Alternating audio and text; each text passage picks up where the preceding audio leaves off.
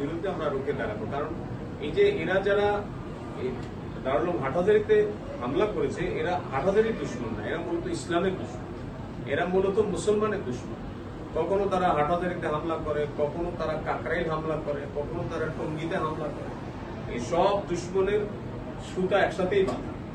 তাদের দুশমন ইসলাম, তাদের দুশমন তবলিগও না, কওমি মাদ্রাসাও না, কোনো আলেম না, কোনো এক ব্যক্তি না, কোনো এক গোষ্ঠী না, গোটা দুনিয়ার ইসলাম তাদের টার্গেট।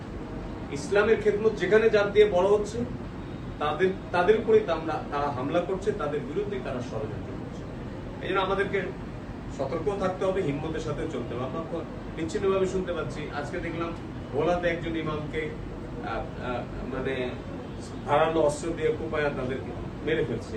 কালকে দেখলাম আরেক মৌলানাকে তার লাশ পাওয়া গেছে। মানে উলামায়ে কেরাম যেন নিরাপত্তাহীনতায় জীবনযাপন করছে। আমাদেরকে সাবধান থাকতে হবে, সতর্ক থাকতে হবে এবং আমাদেরকে হিম্মতের সাথে আগে বাড়তে হবে। ভয় পাওয়া যাবে না। কাফের এরা যত বাইরে ভাব দেখাক, এদের গোড়া দুর্বল।